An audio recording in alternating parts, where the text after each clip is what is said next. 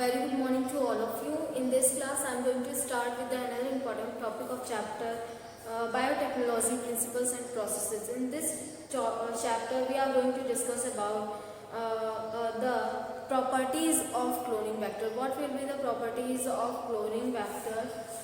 In this topic, we have already discussed about the selectable markers or origin of replication. Now in this class we are going to discuss about the vector for cloning genes in plant or animals.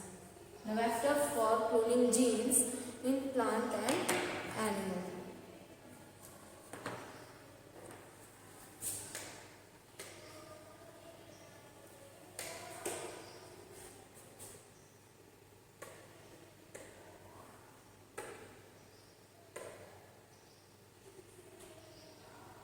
Now, in the book it is given that for the plants or animal for transfer of desired gene or gene which are related with the synthesis of our desired product transmitted into the plant cell of plant and animal. How or which is used or how can we use the plasmid for the transfer of our desired gene into the plant or animal. So this is overall about the TI plasmid. Here the one TI plasmid is used for used to transfer our desired product. Now TI plasmid is related with the Agrobacterium tumefaciens, which cause Agrobacterium tumefaciens actually cause the disease in plants, that is crown gall disease.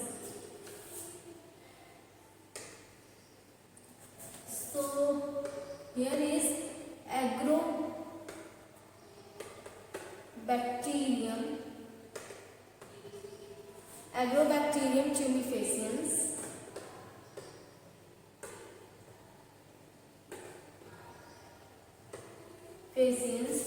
Cause disease. Agrobacterium tumefaciens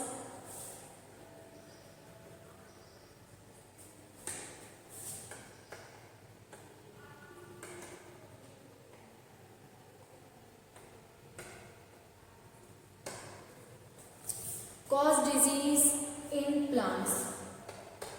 What is disease? Known as crown gall disease.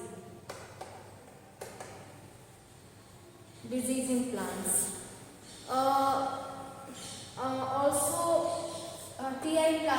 The plasmid of these bacteria are known as TI plasmid. Plasmid called tumor inducing plasmid. Tumor inducing plasmid. Called tumor inducing plasmid. So TI plasmid is tumor inducing plasmid which cause disease in plants, but due to the biotechnology or through the genetic engineering, the scientists modified the structure of plasmid, TI plasmid, so that the TI plasmid are not able to cause disease in plants, or they use in the transfer of our desired genetic material as they use as a cloning vector. So this is the important point about the TI plasmid. What is actually the TI plasmid?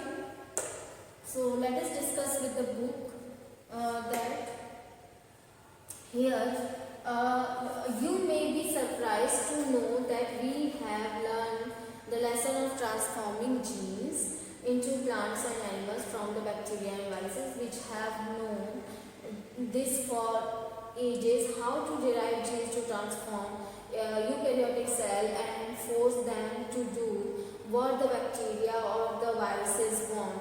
For example, Agrobacterium tumefaciens, a pathogen of several types of plants, is able to deliver a piece of DNA known as tDNA to transform normal plant cell to tumor and direct these cells to produce chemical required by the pathogen. Similarly, retroviruses in animals have the ability to transform normal cell into cancerous cell. A better understanding of the art of the delivering genes by pathogen in their eukaryotic host has generated knowledge to transform these tubes of pathogens into useful vector for delivering genes of interest to human. So it is denoting that how we can transfer our desired gene into the plants as like Agrobacterium tumefaciens and the retrovirus too on the plant. So when we use the TI plasmid or the retrovirus genome for transferring of our genetic material, now these are when we use these vector for transferring of our genetic material are not able to cause disease in plants or animals. They synthesize our gene or product, but before this naturally they cause diseases in human and in animal or also in plants, as like the Agrobacterium cause disease in plant, cause crown gall disease, whereas retroviruses cause cancerous cells or convert the normal cell into cancerous cells by inducing proliferation and differentiation of that particular cell. Or TI plasmid also do. They have the genes for auxin and the cytokinin. That's why they target the auxin. As we know, the cell proliferation done by the plants by plant auxin, but similarly if the pathogens have the gene, so they target the cell, host cell, to derive their gene, their product, not for the itself. So that's why they cause the disease in plant as well as in animals by inducing their cells for proliferation and differentiation. That's why the increase in the nutrients and that they target the cell for so that they derive nutrients and food for the pathogen, not for themselves. So this is the process of the disease causing. When through the genetic engineering, when we use these bacteria for the transfer, for the synthesis of our gene, for the synthesis of our product, so they don't show the pathogenic ability. So what actually do the Agrobacterium tumefaciens have the TI plasmid, for example, the Agrobacterium tumefaciens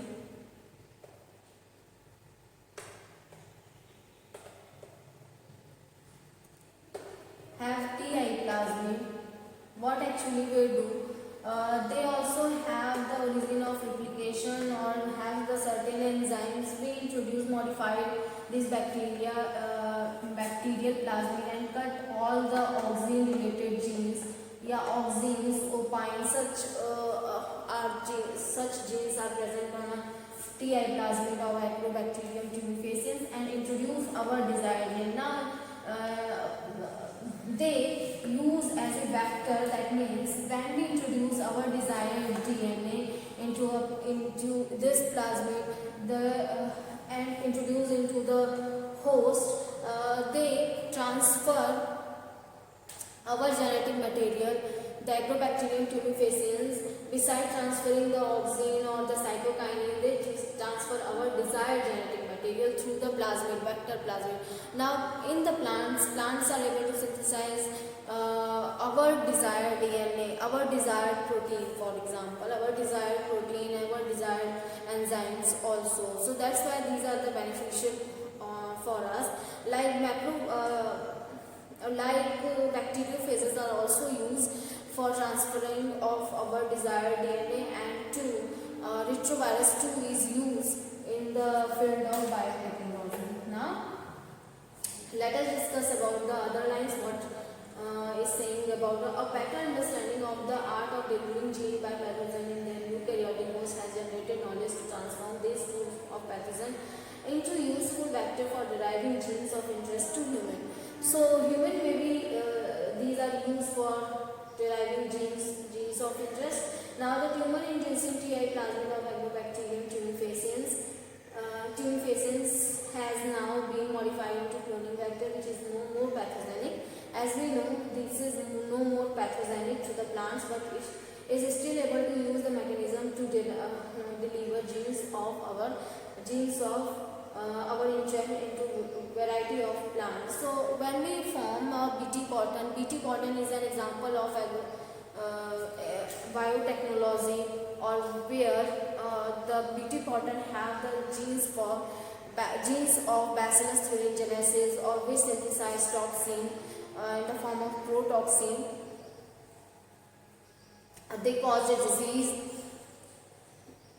in the larvae of insects. So whenever, because the plants BT cotton is also have the similar gene of the have the same gene of the Bacillus thuringiensis, so that's why what are the toxins which are prepared by the Bacillus thuringiensis, plants are also able to synthesize similar type of toxin. That's why they are beneficial for us.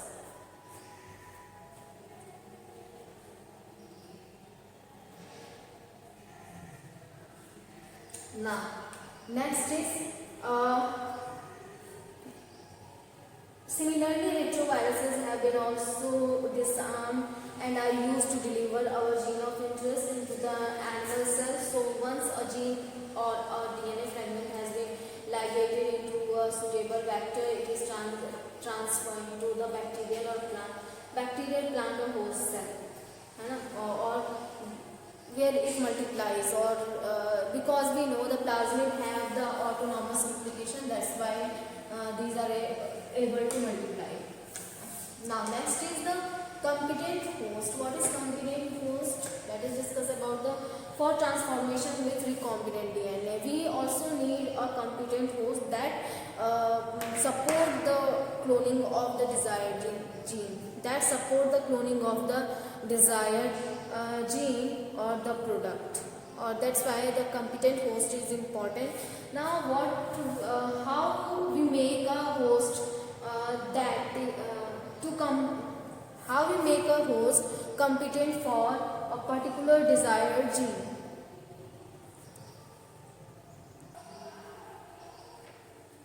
Now, since DNA is hydrophilic molecule, it cannot pass through cell membranes. In order to force bacteria to take up the plasmid, the bacterial cell must first be made competent. So bacterial cell, because itself the desired DNA cannot be transferred into the bacterial cell. So how we make competent bacterial cell? This is done by the treating them with a specific concentration of divalent cations such as calcium, which increase the efficiency with which DNA enter.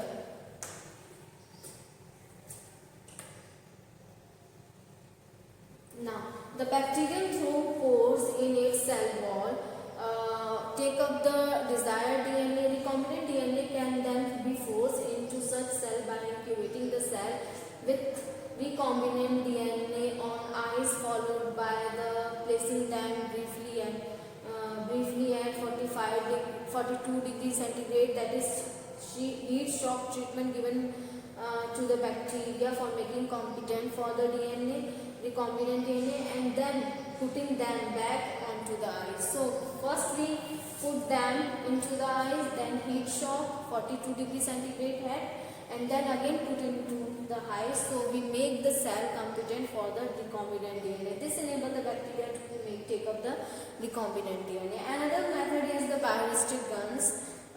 We bombarding the recombinant DNA gold coated particles or the platinum coated particle, for example. This is not the only way to introduce alien DNA into the host cell. Second method is microinjection. Recombinant DNA is directly injected into the nucleus of an animal cell. So this is again a method. Recombinant DNA is directly injected into the nucleus of animal cell. In another method suitable for the plant cell are bombarded with high velocity macro particle of gold and tungsten. Actually tungsten here is written.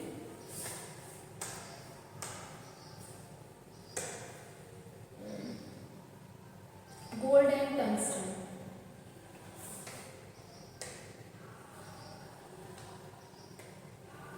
Gold and tungsten.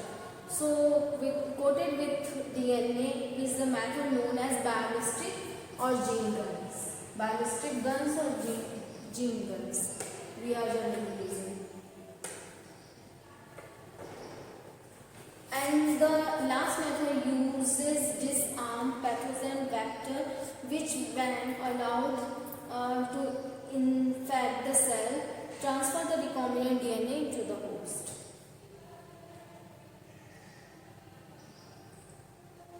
Now that we have learned about the tools of constructing recombinant DNA, let us discuss the processes facilitating recombinant DNA technology. So, we have discussed all the tools of recombinant DNA technology, or what are important tools for recombinant DNA technology. Now that we have learned about the tools of constructing recombinant DNA, let us discuss the processes facilitating recombinant DNA technology. So, we have discussed all the tools of recombinant DNA technology, or what are important tools for recombinant DNA technology. Now, students, let us discuss about the processes of recombinant DNA technology.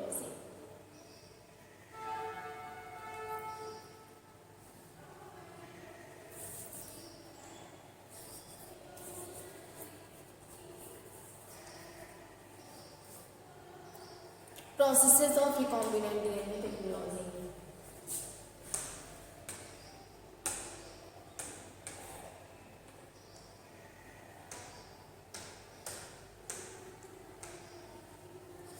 Now, what are the processes of recombinant DNA technology? First, the isolation of DNA. Recombinant DNA technology involves several steps in specific sequence, such as isolation of DNA, fragmentation of DNA by endonuclease enzyme, by use of endonuclease enzyme, isolation of desired DNA fragment, ligation of DNA fragment into the vector, transferring the recombinant DNA into the host culture, host cell in a medium at large scale, and extraction of desired product. So what are the, first we isolate the DNA, that means vector DNA. We have to isolate the vector DNA or the desired DNA both. Vector DNA from the bacteria like Enterobacterium, E. coli bacteria, or the such as isolation of DNA, fragmentation of DNA by endonuclease enzyme, by use of endonuclease enzyme, isolation of desired DNA fragment, ligation of DNA fragment into the vector, transferring the recombinant DNA into the host culture, host cell in a medium at large scale, and extraction of desired product. So what are the, first we isolate the DNA, that means vector DNA. We have to isolate the vector DNA or the desired DNA both. Vector DNA from the bacteria like Enterobacterium, E. coli bacteria, or the restriction endonuclease enzyme also we have to need. Now, isolation of desired DNA, then fragmentation of DNA done by the use of restriction endonucleases, and then after we isolate the desired DNA. Ligation of DNA fragment into the host vector DNA, so that we make recombinant DNA. Now this time when the recombinant DNA will form, that is introduced into the host cell. For the introduction into the host cell, the cell have to make the competent for recombinant DNA. Now culturing the host cell into the medium and large scale, and extraction of the desired product of protein or enzyme, whatever that we are going to form, or hormone. Now students, let us discuss about the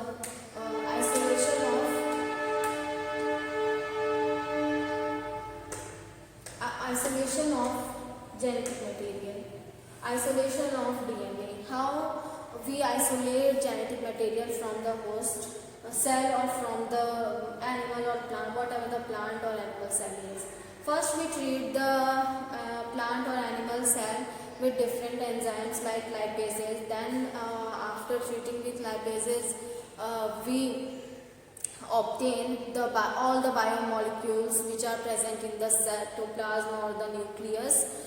When we get the biomolecules, then we use the RNAs, different enzyme for degeneration of protein or RNAs, and also lukewarm the DNA, as in case of already we have done in the DNA isolation practical where we use the plant cell isolation of DNA from the plant cell like spinach or onion, tomatoes.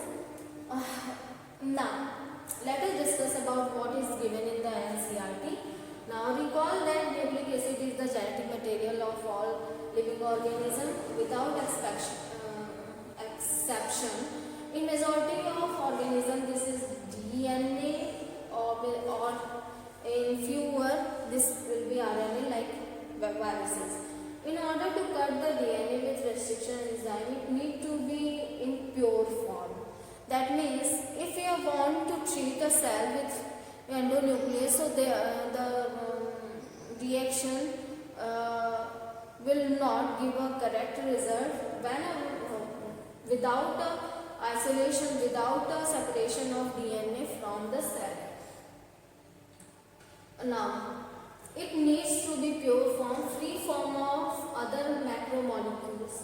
Since the DNA is enclosed within the membrane, which is we have to break the cell open to release DNA along with other macromolecules such as RNA, protein or polysaccharide, and also lipids. This can achieve by treating the bacterial cell by different enzymes like cellulase degenerate the cell. Cellulase enzyme degenerate the plant cell wall. Lysozyme degenerate the cell wall of bacteria, and chitinase enzyme degenerate the fungi cell wall.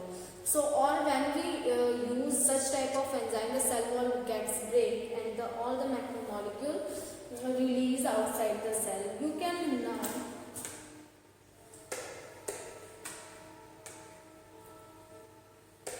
now we have the DNA, protein and other biomacromolecules which we have to treat with ribonucleases, whereas protein can be removed by the protease enzyme, or the other carbohydrates will degenerate the carbohydrate. Now, other macromolecules can be removed by the appropriate treatment and purified DNA ultimately precipitates out after the addition of chilled ethanol. When we use the chilled ethanol after the treatment with the different enzyme, so the DNA get precipitated or accumulated, which is collected in the fine thread form. So, student, here is overall about the isolation of DNA. What we have discussed in this topic, that for the isolation of DNA we have to break cell wall, that is break by the different enzymes like cellulase, chitinase or lysozyme. All will use for the different type of specific organism. Then when we get the biomacromolecule, then treat with the protease enzyme, ribonucleases enzyme for the degeneration of RNA and protein. Then we treat the DNA with endonuclease enzyme for causing the fragmentation of DNA. Or when we obtain DNA in a precipitate form after treatment with the ethanol, chilled ethanol, so we find the DNA in the third form that we collected and treat with the endonuclease enzyme. In next class we will discuss about how the fragmentation and separation of DNA we will make through the gel electrophoresis. Or I for listening and watching me.